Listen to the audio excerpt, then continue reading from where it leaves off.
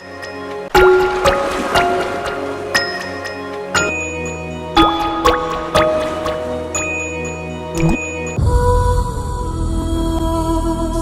saudara yang terkasih dalam Tuhan, kita akan bersama-sama melihat akan satu tema, yaitu tentang tongkat dan perkataan. Ini adalah merupakan materi khotbah saya pada 1 Februari kemarin di GKRI Kalvari, Surabaya. Coba kita melihat, ini adalah tongkat ya, lambang komando yang berkarisma. Jadi tongkat ini sudah menjadi satu kebiasaan bahwa akan dipakai di tongkat komando ya. Ini seorang presiden, yaitu Presiden Soekarno. Dan ini ada Soeharto pun juga punya tongkat yang namanya komando. Jadi ini semacam suatu kebiasaan di mana di militer pun untuk menggambarkan karisma mereka menggunakan tongkat seperti ini. Ada M. Yusuf, bahkan juga di Kapolri dan sebagainya. Yang polisi juga ada tongkat yang disebut dengan tongkat komando ya. Nah, seolah-olah tongkat ini mempunyai karisma yang luar biasa ya. Nah, saudara, kita akan bicara sekarang tentang tongkat. Ada sebuah tongkat yang luar biasa, itu tongkat Musa. The Lord of hosts will do battle for us. Ini adalah kisah. Behold his Musa mighty dan hand. tongkat.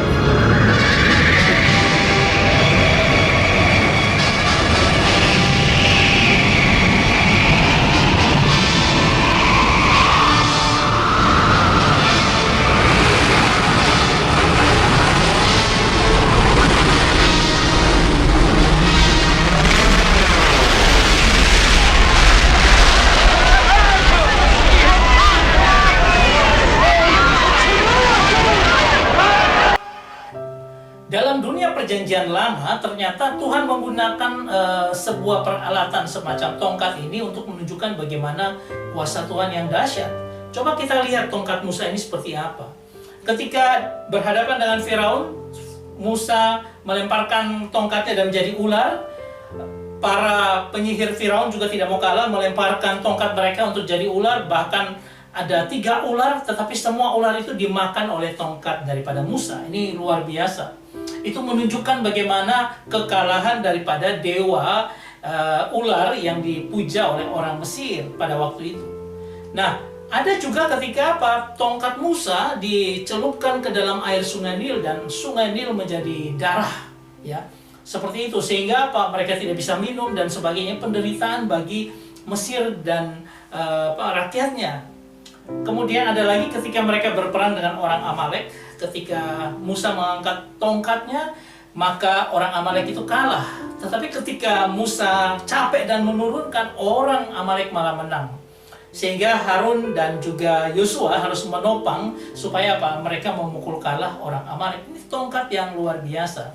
Bahkan tongkat ini dipakai pukul gunung batu, dan gunung batu itu hancur dan air keluar daripadanya. Ya, semua ini bicara tentang tongkat yang luar biasa, yaitu tongkat Musa. Nah, saya akan mengajak kita untuk melihat akan teks daripada Keluaran pasal 4 ayat 2-4. Di dalam itu ada teks dalam bahasa Ibrani adalah yad itu adalah tangan yang berisi dengan kekuatan seperti ini. Sedangkan kaf itu adalah tangan kosong, empty hand, yang tidak berkekuatan. Ya, dari 2 ini kita akan melihat dalam pembacaan Keluaran pasal 4 ayat 2-4. Tuhan berfirman kepadanya, kepada Musa, apa yang di tanganmu? Dalam pengertian tanganmu itu yad, ya.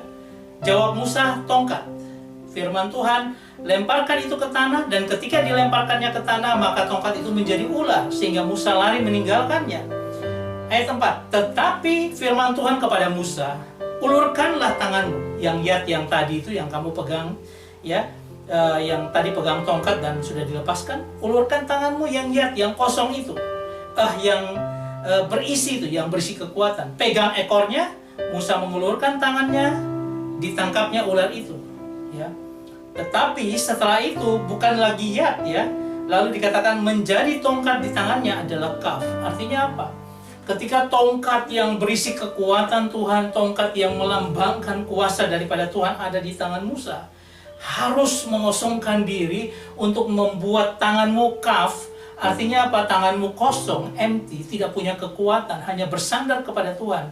Maka tongkat yang dia pegang dengan tangan yang kaf itu akan dahsyat luar biasa. Saudara, kita melihat kekuatan yang luar biasa daripada tongkat ini. Dalam Keluaran pasal 17 ayat 6. Maka aku akan berdiri di sana di depanmu di atas gunung batu di Horeb. Haruslah kau pukul gunung batu itu dan dari dalamnya akan keluar air sehingga bangsa itu dapat minum. Demikian diperbuat Musa di depan mata tua-tua Israel. Disinilah Tuhan mengizinkan sekali ini untuk apa? Dia pukul akan gunung batu dan keluarlah air itu. Ini kejadian ketika di masa Meriba. Di Meriba, kejadian ini, di mana itu adalah merupakan daerah Rafidim, di mana mereka baru keluar daripada negeri Mesir. Tapi coba kita lihat kemudian, ya, kita bisa melihat tokoh-tokoh yang mengalami penyerahan total pada Tuhan. Ini kita melihat ada Justin Bieber. Ini hidupnya tiba-tiba meroket luar biasa, masih remaja. Tapi kemudian ketika popularitas begitu tinggi, apa yang terjadi dengan hidupnya? Hancur hidupnya. Ya, dia kedapatan workaholic di mana dia minum alkohol dan akhirnya ditangkap polisi. Dia mengalami banyak hal-hal yang tidak benar. Hidupnya kacau dan hancur. Dan pada saat-saat dia mulai ada pemulihan, dia datang kepada Tuhan, dia berbicara selalu tentang Tuhan. Dan dia mau memperbaiki hidupnya. Ketika dia menyerahkan total pada Tuhan, dia dan istrinya sekarang sedang membangun akan kehidupan mereka. Ada juga seorang uskup yang luar biasa, Desmond Tutu. Bagaimana dia di tengah pergumulan penderitaan ketika politik apartheid di Afrika Selatan yang begitu menggenjot akan hidupnya, di tengah penderitaan seperti itu, hatinya tetap bersih untuk terus melayani Tuhan. Ya, dia menyerahkan semua apapun yang terjadi dalam hidupnya kepada Tuhan sehingga dia dianugerahi juga dengan Nobel perdamaian. Ini orang-orang yang luar biasa yang ketika menyerahkan hidupnya Tuhan pakai dengan luar biasa. Tetapi ada satu hal yang harus kita perhatikan ya dari kisah Musa ini. Yaitu apa? Jangan sembarangan, ya. Ini kejadian adalah dalam Bilangan pasal 20 ayat 8 di mana Tuhan katakan, "Ambil tongkatmu." Ingat tongkat yang penuh kekuatan itu. Dan engkau dan Harun kakakmu harus menyuruh umat itu berkumpul, suruh kumpul. Tapi yang Tuhan perintahkan adalah katakanlah di mata mereka kepada bukit batu itu supaya diberi airnya. Demikianlah engkau mengeluarkan air dari bukit batu itu bagi mereka dan memberi minum umat itu serta ternaknya. Ini ketika mereka diperhadapkan dengan sungut-sungut daripada orang Israel. Musa dan kondisi seperti apa? Ini yang terjadi ya ketika kita bisa melihat filmnya seperti ini.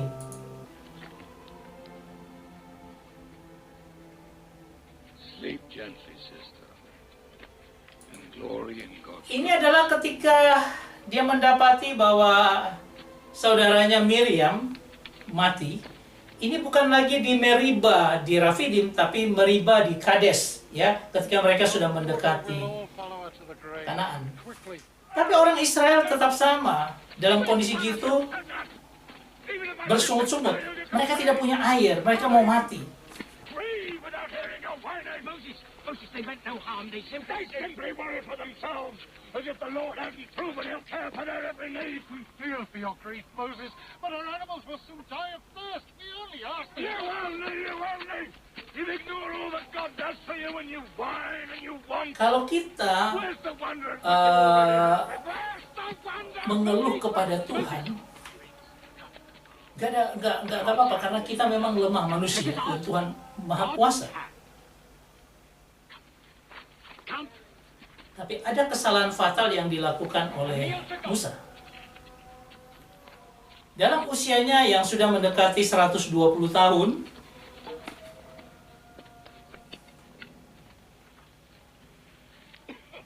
Dear Lord, the people need water. nah Tuhan sudah berkata-kata kepada dia. You satisfied now? What do you mean? God did not speak to me. He spoke to me! Moses! Dalam kemarahan seperti itu, dia membaca atau dia mendengar akan suara Tuhan. I command you. Dia sudah katakan kepada gunung batu untuk memberikan air, tetapi apa? Masih belum terjadi.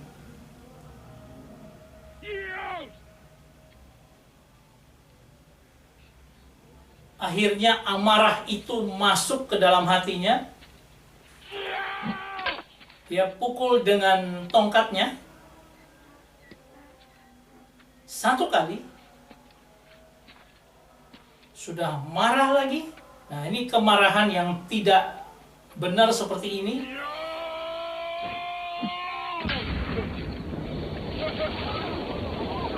Dan akhirnya pukul kedua kali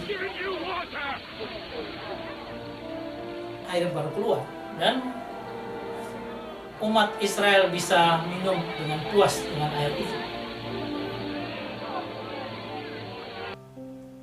Tapi saya katakan jangan sembarangan ya, karena kalau kita punya kuasa yang anugerah yang luar biasa itu kita harus hati-hati. Ya. Dalam Mazmur dikatakan 106:32 berkata, mereka menggusarkan dia dekat air Meriba. Ini Meriba di Kades ya, sehingga Musa kena celaka karena mereka, sebab mereka memahitkan hatinya sehingga ia teledor dengan kata-katanya. Karena hati yang pahit, adiknya meninggal dan dia melakukan hal yang sangat-sangat tidak berkenan kepada Tuhan. Tapi Tuhan tetap bela Musa dengan mengeluarkan air. Walaupun Tuhan sudah tidak suka dengan apa yang Musa katakan, dia tidak lagi mempercayai Tuhan untuk bersabar, tetapi dia melakukan tindakan-tindakan yang tidak sesuai dengan kehendak Tuhan. Nah, ini akhirnya adalah Musa harus merelakan dirinya dengan dia harus hanya memandang dari jauh akan tanah Kanaan yang Tuhan sudah janjikan. Saudara yang terkasih, coba kita lihat bagaimana perbandingan antara kuasa tongkat dan kuasa perkataan, ya. Karena terjadi tongkat yang memukul sama satu bicara saja. Ini kita melihat dalam kehidupan kita berjalan dalam Tuhan. Pertama, otoritas tongkat itu ada di Meriba. Pertama di Rafidim itu, awal keluar dari Mesir. Dia pukul tongkat itu dan Tuhan memang menyuruh dia untuk memukul tongkat itu. Tetapi kalau kita melihat gambaran di Perjanjian Baru, ini bicara tentang salib, di mana apa? Yesus yang diremukkan, ya, dia gunung batu. Tuhan katakan bahwa akulah gunung batumu, ya. Tuhan bilang bahwa apa? Ini gambaran salib di mana Yesus disalibkan, dia diremukkan, ya, dipukul, tongkat itu dipukul kepada gunung batu itu, supaya apa? Supaya ada air yang keluar, dan air itu adalah air hidup yang menghidupi mereka yang meminumnya. Ini bicara tentang otoritas tongkat. Tapi kalau otoritas perkataan, ketika di Meriba kedua di Kades, setelah 40 tahun mengembara, Tuhan katakan kepada gunung batu, keluarkanlah air. Berarti apa? Jangan lagi mengalami sebuah peremukan, sebuah salib. Tidak ada yang kedua kali, karena itu satu kali untuk selamanya. Dan bahwa apa? Bahwa sekarang ada kuasa perkataan yang Tuhan berikan, ya, di dalam Perjanjian Baru. Ini mau menggambarkan adalah kuasa tongkat digantikan dengan kuasa perkataan, EIPT, yang kita sudah belajar beberapa waktu ini. Coba kita lihat ketika Perjanjian Baru menunjukkan itu dengan powerful kuasa perkataan. Ketika Tuhan bicara kepada murid-murid, mereka lagi keluar dari pagi hari dan Tuhan hendak mencari buah di pohon ara. Dia akhirnya tidak mendapati dan dia mengutuk pohon ara itu. Ketika sore hari mereka balik, pohon ara itu sudah kering, sudah mati. Dan Tuhan berkata di dalam Matius pasal 21 ayat 21.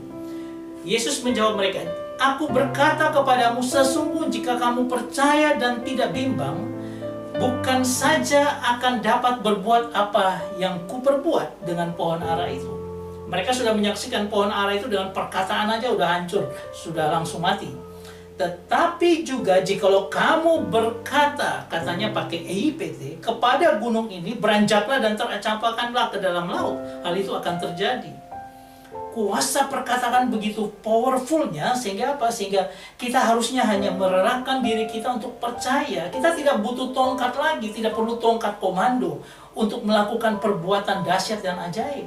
Dan Tuhan tunjuk bahwa anak-anakku akan mendapat kuasa seperti itu dengan perkataan mereka dalam nama Yesus. Bahwa apa? Mereka akan melakukan perbuatan yang luar biasa. Ini butuh iman atau percaya yang kuat, karena dikatakan jika kamu percaya dan tidak bimbang. Dan ini butuh juga penyerahan atas kedaulatan Tuhan. Tuhan akan melakukan sesuai dengan kehendaknya, bukan kehendak kita. Ini dua hal yang perlu kita pertimbangkan. Nah, coba kita lihat proses daripada EIPT. Ini bicara tentang korelasi logos, rema, dan EIPT. Semua berkata tentang perkataan. Kita kalau lihat logos atau janji Tuhan, itu ada dalam Alkitab, itu firman Tuhan. Dan selalu ada dalam bentuk indikatif, di mana itu merupakan fakta kekal, akan terjadi, tidak mungkin tidak firman itu. Ya, tapi kalau kita bicara tentang kondisi kita manusia, kita berada dalam kondisi subjektif, hanya berpotensi, hanya punya kemungkinan kita bisa mengalami dahsyatnya kekuatan Tuhan. Ya, kita mungkin bisa melihat, tetapi tidak seharusnya terus-terusan kita pasti melakukan itu. Tuhan tidak memberikan kepastian bahwa ketika kita berkata dalam nama Yesus pasti, tapi subjektif, bahwa itu akan bisa terjadi karena kuasa Tuhan ajaib dan dahsyat. Nah, iman dalam pengertian perkataan iman EIPT adalah merupakan apa? Saklar potensial untuk mengubah kondisi yang subjektif yang mungkin itu menjadi indikatif pengalaman nyata dalam kehidupan kita. Ini dia menjadi dasar bagaimana kita memikirkan atau kita melihat korelasi antara logos, rema, dan EIPT. Kita lihat sebentar seperti ini. Logos adalah firman yang ditaruh dalam kehidupan kita. Alkitab itu firman Tuhan yang kekal itu.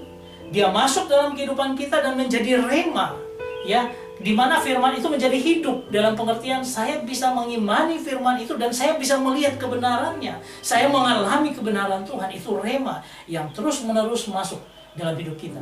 Setiap pagi kita baca firman, tapi nanti kalau kita sepanjang hari merenungkannya, kita akan mendapatkan, oh ya, firman Tuhan itu bicara untuk ini, supaya apa? Saya membangun kehidupan saya terus-menerus. Bangunan manusia rohani saya semakin dibangun. Nah, kalau itu terjadi terus-menerus dalam hidup kita, kita mengalami kedewasaan dan percaya yang luar biasa. Satu ketika kita bicara EIPT, ya, perkataan yang penuh kuasa itu kita lakukan, maka itu akan terjadi dalam kehidupan kita. Itu mujizat Tuhan. Saya melihat dalam kehidupan dari saudari yang pernah menjadi bagian dalam kehidupan kami, saudari Regina Dotulong, ya, dia mengalami kanker di tiroid, ya, sehingga bertahun-tahun dia mengalami kesakitan. Mungkin hidupnya hanya penuh dengan painkiller, ya, obat untuk menghilang rasa sakit. Dan dia terus berdoa, dia punya iman, terus dia membangun kekuatan iman dalam hidupnya. Sehingga apa, dia bilang, saya satu waktu pasti akan sembuh, saya satu waktu pasti akan sembuh. Dia terus menggumuli itu. Dia ikut katekesasi saya, dia ikut juga pendalaman PA Pronimus, dia rajin ke gereja dan sebagainya, dia bangun hidupnya luar biasa.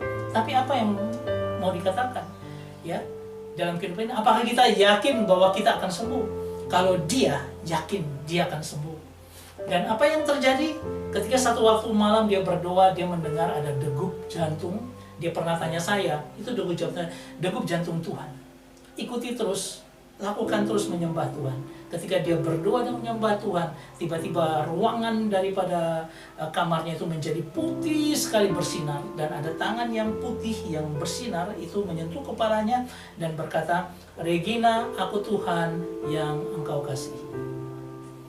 Karena dia begitu bergumul bertahun-tahun, Tuhan menjawab dia seperti itu. Besok paginya dia sudah sembuh, segar, bugar. Kita melakukan retreat pada waktu itu tahun 2015 kurang lebih. Dan dia sudah sehat dengan luar biasa. Ya, sampai saya heran betul-betul. Tapi hanya 3 bulan kemudian, ketika ibunya sakit parah dan anfal, Regina ini tidak ingin meninggalkan ibunya dan dia berteriak, Tuhan, dia mau ikut mamanya, dan dia juga meninggal dunia. Orang yang kedua adalah saudara kekasih kami, Ibu Lena, Ibu Magdalena Wakifionata. Bergumul juga dengan kanker. 2 atau 3 tahun sebelumnya dia bergumul seperti itu. Tetapi apa yang terjadi? Tuhan berbicara lain.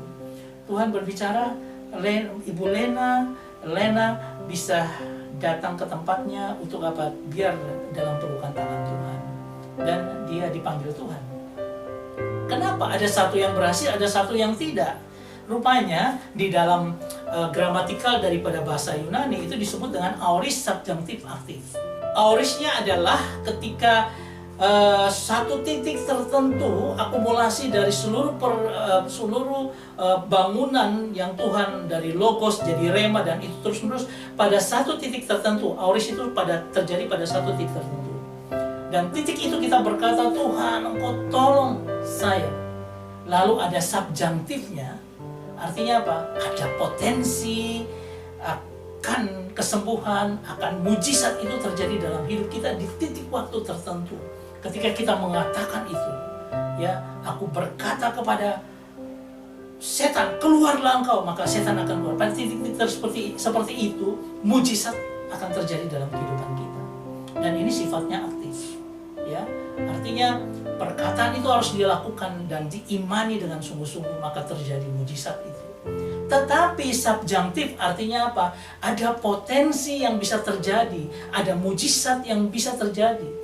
Ada juga yang tidak terjadi. Jadi itu bukan dalam kekuatan kita. Makanya kalau kita berkata prinsip dasar dari perkataan iman ini adalah apa? Adalah jadilah sesuai kehendak-Mu. Ini adalah ungkapan iman, ketaatan dan penyerahan diri total pada rencana Tuhan. Di mana apa? Kita tidak memaksakan kehendak kita bahwa itu harus terjadi sesuai dengan kehendak-Mu. Tapi seperti tangan yang kaf, yang hollow, seperti tongkat Musa ketika dia menyerahkan diri. Maka ketika dia pegang tongkat itu, kita pegang perkataan kita di perjanjian baru, dia akan menjadi mujizat yang luar biasa. Karena apa? Ini adalah untuk kita ucapkan, untuk menyelaraskan keinginan pribadi kita dengan kehendak ilahi. Ingat bahwa ada kuasa ilahi yang tetap ada dalam hidup kita, tetapi ada subjunktifnya manusia, kondisi manusia yang fana, dan ini akan bertemu ketika EIPT itu diucapkan dengan iman. Dan Tuhan bisa menjadikan itu sebuah mujizat yang luar biasa. Tapi ingat, selalu sesuai dengan kehendak Tuhan. Jangan memaksakan bahwa kita klaim bahwa itu harus terjadi, orang harus sembuh ketika kita doakan, tidak.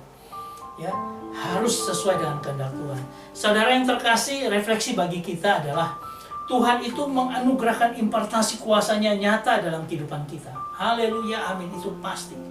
Dan juga dibutuhkan ketaatan, penyerahan diri total dalam menjalani hidup bersama dengan Tuhan.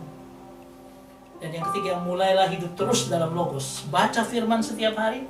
Jadikan itu rema untuk membangun imanmu kuat. Dan satu saat katakan EIPT, perkataan iman, supaya kuasa perkataan memindahkan gunung-gunung pencobaan dapat nyata kita alami. Ingat bahwa kita berkata gunung itu pindah. Gunung itu gambaran dari pergumulan kehidupan kita, gunung-gunung pencobaan, gunung halangan, dan sebagainya. Tetapi itu bisa kita katakan dengan iman dalam perkataan yang luar biasa supaya Tuhan menopang kita. Tuhan memberkati kita semua. Amin.